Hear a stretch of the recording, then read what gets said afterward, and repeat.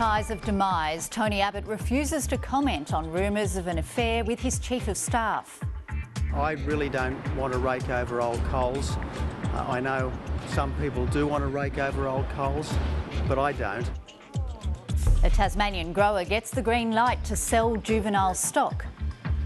You couldn't ask for anything better. It's hope. Activists don pink tutus on the first day of duck hunting season. The blokiness of the whole thing, with the shooters in their camo and their guns, it just made me want to do something that countered that.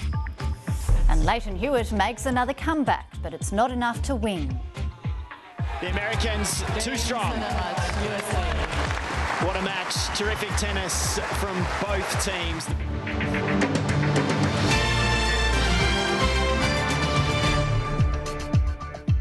Good evening, Angela Ross with ABC News. Fluoro pink lycra, a classic ballet and construction site hard hats. It doesn't sound like your average protest, but that's how animal activists in Tasmania have rallied against duck hunting on the first day of the season. Richard Baines reports from Moulting Lagoon on the state's east coast. Miles from any theatre, a performance of Swan Lake with a difference. On the first day of the duck hunting season, it wasn't gunfire breaking the dawn silence on Tasmania's east coast. This unorthodox rendition of Swan Lake, performed by lycra-clad animal activists, had a serious message. And that's what we want to see an end to duck shooting in Tasmania. There's no need for it. As hunters scoped out the best position, the pastime itself was under fire. And the blokiness of the whole thing, with the shooters in their camo and their guns, etc., just made me want to do something that countered that. Police and Parks and Wildlife Rangers were their only audience, as the protesters didn't have permission to take the homemade stage on the water. Probably to avoid a bit of conflict, or maybe they're just really happy we've done it. I've got no idea. They've let us go ahead.